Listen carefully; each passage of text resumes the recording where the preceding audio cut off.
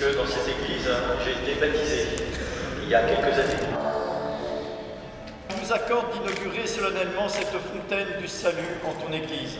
Accorde à ceux qui naîtront de cette fontaine de réaliser pleinement ce qu'ils ont promis avec foi et de montrer par leur vie ce qu'ils ont commencé à être par ta grâce. Je pense que c'est une belle réussite parce que ça manquait un peu, parce qu'il y avait deux chapelles qui étaient vraiment pas exploitées, c'était un peu vieillot, il y avait juste des bougies et c'était pas très convivial.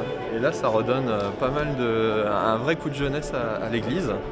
Et puis notamment pour les baptêmes, ça va permettre de les réaliser dans l'église alors qu'auparavant ils étaient réalisés dans la petite abside.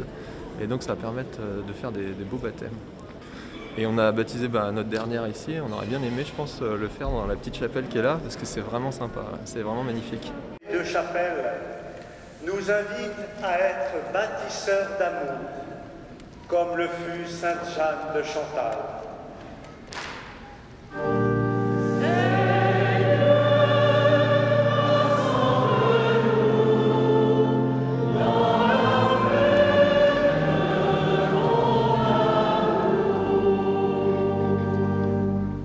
Maintenant, nous allons vivre ensemble, pour aller vers la fin de cette célébration, la bénédiction solennelle de ces chapelles.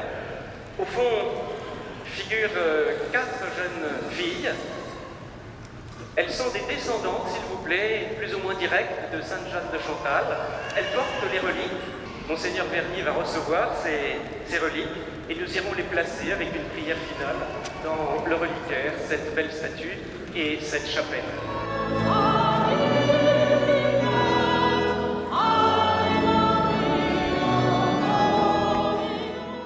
Si vous voulez, le cahier des charges contenait ces 3 éléments, c'est-à-dire les dessins qui devaient être représentés d'une façon assez figurative, comme un appui didactique, si vous voulez, pour la jeunesse. Ensuite, il y avait les 2 chapelles elles-mêmes, les 2 alcôves, dans lesquelles il avait imaginé des fresques, l'une sur le baptême et l'autre sur la rencontre avec Élisabeth, la Vierge et Élisabeth, et une sculpture représentant Jeanne de Chantal, qui est en même temps une sculpture, je dirais, porte-relique.